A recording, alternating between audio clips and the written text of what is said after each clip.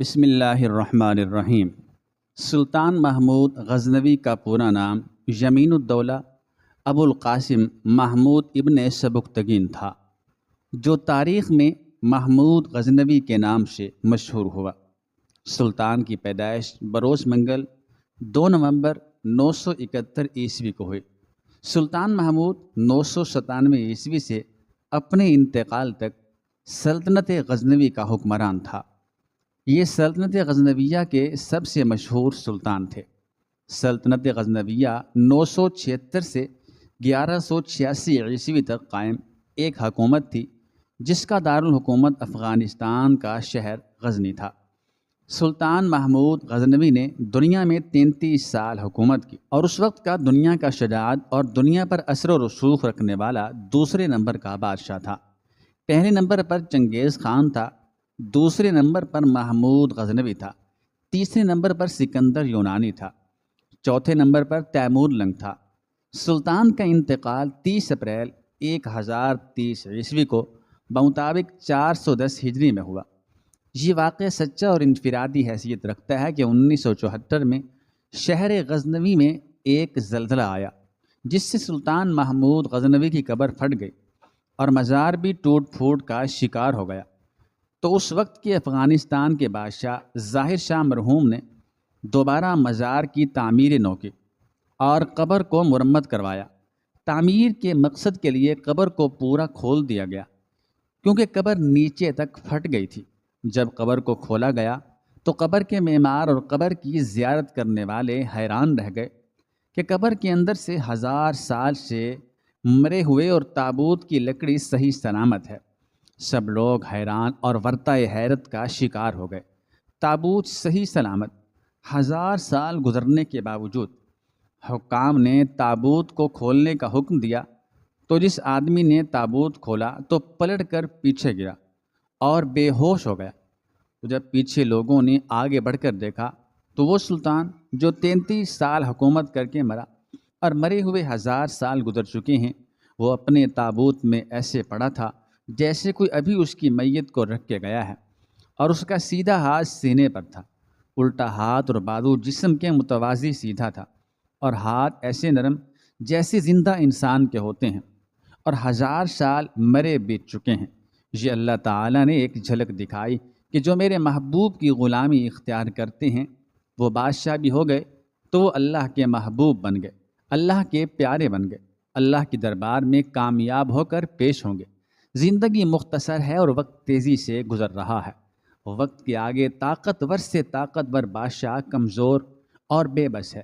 وقت کو کوئی نہیں روک سکتا، لیکن وقت پر جس شخص نے اللہ کی مخلوق کی بہتری بھلائی اور اللہ تعالیٰ کی خوشنودی کو مقدم رکھا، وہی شخص مرنے کے بعد بھی لافانی ہے۔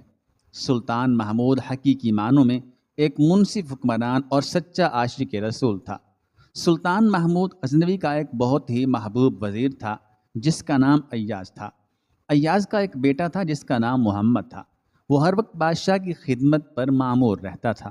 ایک دفعہ بادشاہ محمود غزنوی واش روم میں تھا اور اس کو پانی کی ضرورت پڑ گئی۔ اس نے واش روم سے آواز لگائی، ایاز کے بیٹے مجھے پانی دو۔ اس نے پانی دیا اور دل میں پریشان ہوا کہ آج بادشاہ نے مجھے نام سے کیوں نہیں پکارا، اور اس نے اپنے باپ ایاز سے کہا کہ آج بادشاہ سلامت نے مجھے اپنے نام سے نہیں بلکہ ایاز کے بیٹے کے نام سے پکارا ہے۔ ایاز نے بادشاہ محمود غزنوی سے عرض کیا کہ اے حضور، میرے بچے سے کوئی خطا سرزد ہوئی ہے؟ محمود غزنوی نے کہا نہیں، کوئی خطا سرزد نہیں ہوئی۔ تو ایاز نے کہا کہ بادشاہ سلامت، آج آپ نے اسے ایاز کا بیٹا کہہ کر پکارا ہے اور اس کو اپنے نام سے نہیں پکارا ہے۔ محمود غزنوی کی آنکھوں میں آنسو آ گئے اور کہا کہ تمہارے بیٹے کا نام محمد ہے اور محمد کا نام آج تک میں نے وضو کے بغیر نہیں لیا۔ ایاز کو بادشاہ نے اپنے مقرب بندوں میں شامل کر لیا۔ اب جو پہلے سے مقربین تھے وہ بہت حسد کرتے تھے کہ ہم بڑے خاندان والے، بڑی عقل سمجھ والے، تعلیم والے، ہم بادشاہ کے مشیر تھے، یہ کل کا نوجوان پتہ نہیں کہاں سے آ گیا۔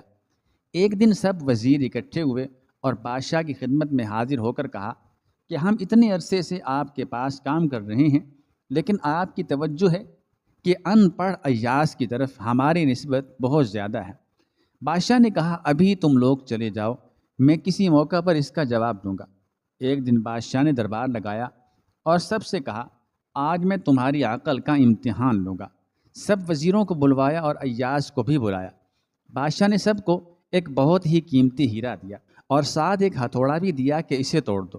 بادشاہ نے جس وزیر کو بھی دیا اس نے یہی سوچا کہ بادشاہ ہمیں آزما رہا ہے، اس لیے ہمیں یہ ہیرا نہیں توڑنا چاہیے۔ سب نے ہیرا نہ توڑا۔ بادشاہ نے جب ایاز کو ہیرا اور ہتھوڑا دیا تو ایاز نے ہتھوڑے سے ہیرے کو توڑ دیا۔ سب وزیر دل ہی دل میں خوش ہونے لگے کہ آج تو ایاز گیا بس۔ بادشاہ نے سب سے پوچھا آپ نے ہیرا کیوں نہ توڑا؟ تو سب نے کہا بادشاہ سلامت، یہ ہیرا بہت قیمتی تھا، ہمیں لگا آپ ہماری عقل کو آزما رہے ہیں، اس لیے ہم نے یہ ہیرا نہیں توڑا۔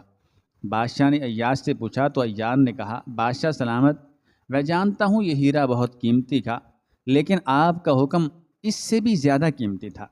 میں نے سوچا کہ اس قیمتی ہیرے اور آپ کے حکم میں سے کون سی چیز مجھے زیادہ عزیز ہے، تو مجھے آپ کا حکم زیادہ عزیز لگا، اس لیے میں نے یہ ہیرا توڑ دیا۔ سب وزیر منہ دیکھتے رہ گئے، ان کو ان کا جواب مل چکا تھا۔ ایک دن تمام وزیروں نے بادشاہ کی خدمت میں حاضر ہو کر کہا کہ آپ کے غلام ایاز نے ایک صندوق رکھا ہوا ہے جس میں یہ روز آپ کے خزانے سے مال چوری کر کے رکھتا ہے۔ بادشاہ نے ایاز کو بلا لیا اور پوچھا کہ کیا تمہارا کوئی صندوق وغیرہ ہے جس کو تم جا کر روزانہ کھولتے ہو؟ ایاز نے جواب دیا جی بادشاہ سلامت، میرا ایک صندوق ہے ایسا جس کی چابی صرف میرے پاس ہے اور میں نے آج تک کسی کو وہ دیکھنے نہیں دیا۔ بادشاہ نے کہا کہاں ہے وہ چابی؟ ایاز نے چابی پیش کی۔ غلام کو حکم ہوا کہ اس صندوق میں سے جو کچھ بھی ملے لے کر آؤ۔ غلام چابی لے کر گیا اور صندوق میں جو سامان تھا لے کر آ گیا۔ اب سب وزیر خوش تھے کہ آج تو ایاز گیا کام سے، آج نہیں بچتا۔ جب سامان سامنے لایا گیا تو بادشاہ حیران رہ گیا۔ ایک جوتا جو نہ جانے کتنی جگہ سے سلا ہوا تھا، ایک پھٹے پرانے کپڑوں کا جوڑا جو جگہ جگہ سے پھٹا ہوا تھا۔